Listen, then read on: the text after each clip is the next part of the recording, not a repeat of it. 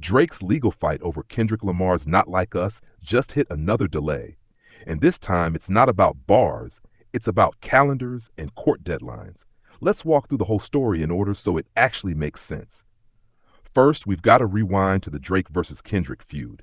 That back and forth turned into one of the biggest rap battles in recent memory. Diss tracks were coming from both sides, but Not Like Us stood out.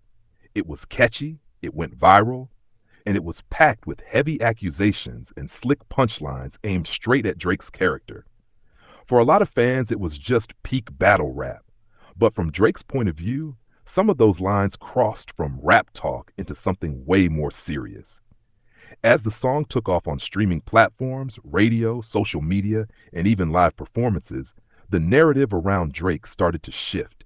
You had people online quoting the lyrics like they were facts, not just metaphors. That's where you start to see the line between "this is just music" and "this is affecting my real-life reputation." And that line is exactly what pushed this whole thing from a music beef into a lawsuit.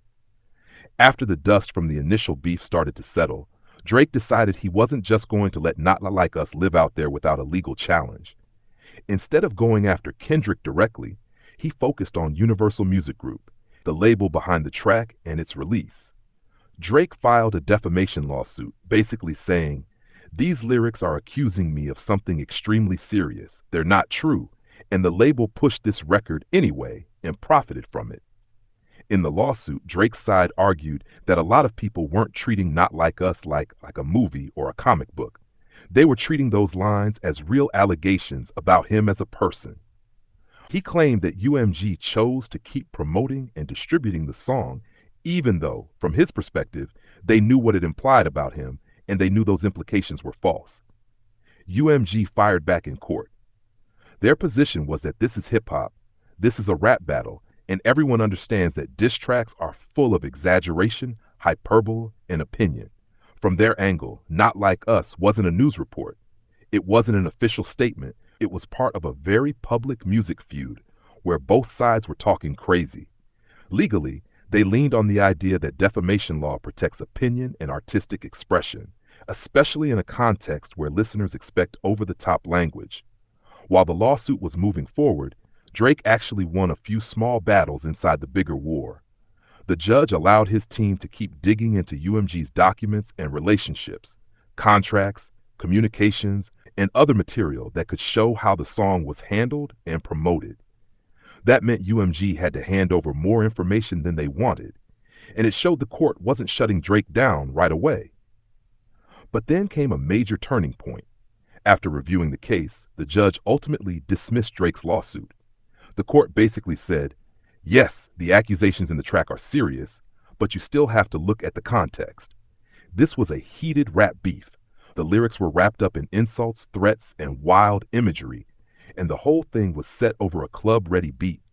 In that environment, the judge decided a reasonable listener would treat those lines as opinion, not as literal, verifiable facts. And if it's opinion, you can't win a defamation case off it. Now, that could have been the end of the story. Case dismissed, UMG walks away, and Drake is stuck with the loss. But he didn't leave it there. After dismissal, Drake's legal team filed an appeal. When you appeal, you're not saying run the whole trial again. You're saying the judge got the law wrong. Drake's side is arguing that, given how huge the song was and how specific the accusations were, people did treat those lyrics like real-world claims that damaged his reputation. Once the appeal landed, the case moved up to the Court of Appeals.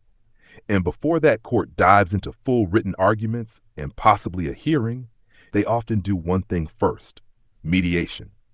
The appeals court ordered Drake and UMG to go into mediation, a private conversation with a neutral mediator where both sides are supposed to talk honestly about the strengths and weaknesses of their case and see if there's room for a settlement or at least some kind of compromise. So now you've got Drake on one side, UMG on the other, and the court saying, before we spend everyone's time on a full appeal, go talk it out. That alone is a big moment because mediation can lead to all kinds of outcomes. A quiet settlement, changes in how the song is handled, or no agreement at all, which sends everything back into a full-blown legal fight.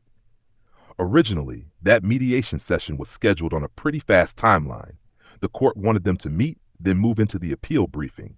Drake's team files their main arguments, UMG responds, and then the judges decide what happens next. But here's where the latest twist comes in. Those dates didn't stick.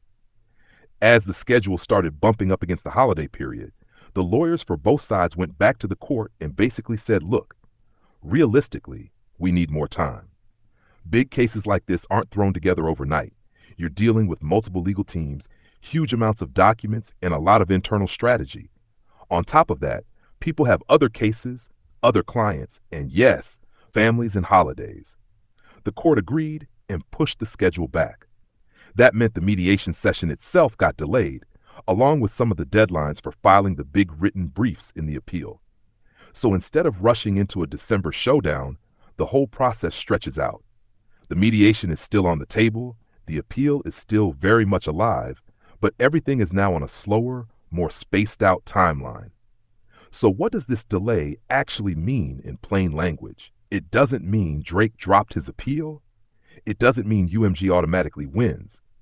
It just means both sides have more time to sharpen their legal arguments, more time to prepare for mediation, and more time for behind-the-scenes conversations about whether they really want to let a higher court set a precedent on this. For Drake, the appeal and mediation are about drawing a line. How far can a label go in promoting a track that paints its own artist in an extreme light? For UMG, it's about protecting creative freedom and making sure diss records and battle rap don't suddenly turn into guaranteed lawsuits. Neither side wants a result that hurts them the next time a big artist feud blows up. For fans and for the culture, the delay just means this saga isn't ending anytime soon. The courts move on their own schedule, and even with an expedited track, a pause like this can add months before there's any real resolution. When that mediation finally happens, we probably won't see the details. That all stays private. But whatever comes out after, whether it's a settlement or a big appeals decision, could ripple through how rap beefs and record labels operate going forward. Until then, the headline is simple.